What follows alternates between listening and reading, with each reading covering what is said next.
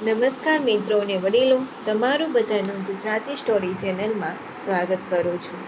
વર્ષો પહેલા આવેલ દુષ્કાળમાં કેવી રીતે એક શેઠે તેના બધા કારીગરોને સોનું આપીને મદદ કરી હતી, તે આખો બનાવ વાંચવા જેવો છે. જો આ સ્ટોરી તમને પસંદ પડે તો આ ચેનલને સબસ્ક્રાઈબ, લાઈક, શેર અને કમેન્ટમાં અભિપ્રાય જરૂર આપજો. બાજુમાં રહેલ બેલ આઇકનને જરૂર ઓન કરજો, જેથી તમને આવી અવનવી સ્ટોરી સાંભળવા મળે. એક દિવસ એક મિત્રની સાથે એક સંસ્થાની મુલાકાતે જવાનું થયું. સંસ્થાના બધા પંખાની ઉપર નજર પડી. ત્યાં મોટા મોટા અક્ષરે દાતાનું નામ લખેલું હતું, જે મારા મિત્રનું જ હતું.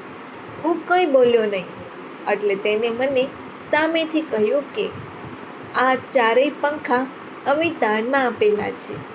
એટલે મેં કહ્યું કે એ તો મોટા મોટા અક્ષરોની ચારાથી જ ખબર પડી ગઈ. મારી આ વાત સાંભળી તેને જરા પણ ગમ્યું નહીં. ઘરે આવીને હું વિચારતો હતો કે ચાર પંખામાં તો પોતે એવડા મોટા અક્ષરે નામ લખાવ્યું.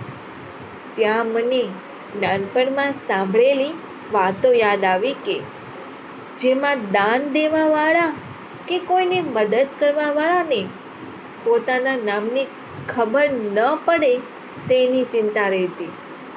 આવો જ એક પ્રસંગ છે. એક શેઠ કે જે આવી રીતે મદદ કરતા હતા.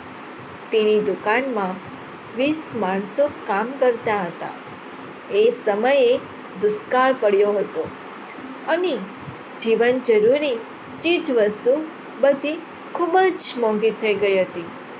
ત્યારે દુકાનમાં કામ કરતા માણસોના જીવનમાં એવો સમય આવી ગયો કે કોઈના કપડાં ફાટી ગયા હોય તો શીંગડા મારીને કામે આવતા, પરંતુ નવા કપડાં લેવાની સગવડતા રહેતી નહીં. અને બધા એટલા ઈમાનદાર હતા કે શેઠ વધારાની કંઈ મદદ કરે તો લેવાની પણ ના પાડી દેતા.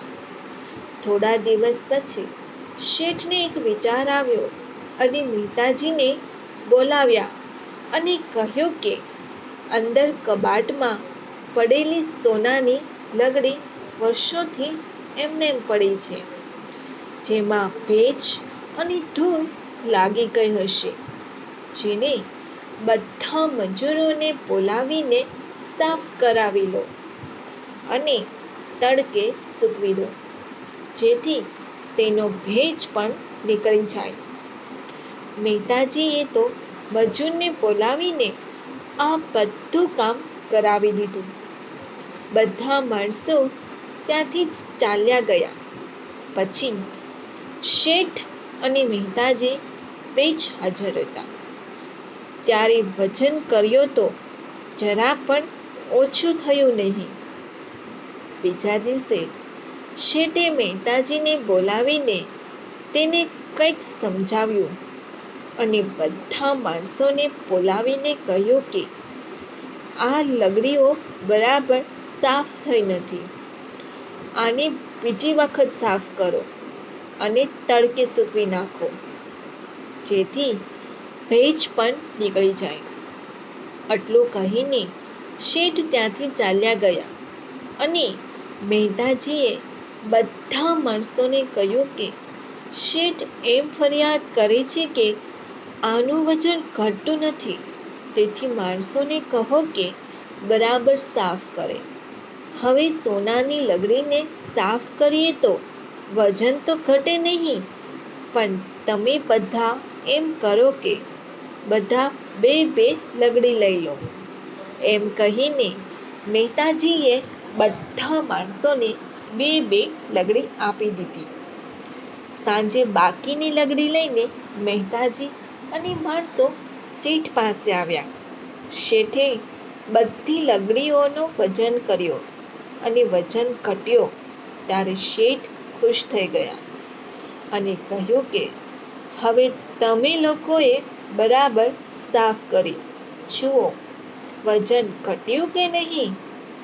આ માણસોને મદદ કરીને શેઠ મનમાં ને મનમાં હરખાતા હતા કે આટલા વર્ષોથી પડેલું સોનું કોઈ દિવસ કામ નથી આવ્યું, પણ આજે એવું કામ આવ્યું કે બધા માણસોના ઘરમાં આનંદ થઈ જશે અને બધા માણસો પણ પોતાની પાસે સોનું આવતા રાજી થઈ ગયા કે પોતાના ઘરના સભ્યો માટે જરૂરી ચીજ વસ્તુ લઈ શકશે. અને હાલના સમયમાં 4 પંખાના દાનમાં તો આપણે બધા પાખ્યા ભરાઈ જાય એવડા અક્ષરે આપણે નામ લખાવીએ અને જાહેરાત કરીએ છીએ. કડવું છે પણ સત્ય છે, ખરું ને? જો આ સ્ટોરી તમને પસંદ પડી હોય તો દરેક લોકો સાથે શેર કરજો. સાંભળવા માટે તમારા બધાનો ખૂબ ખૂબ આભાર.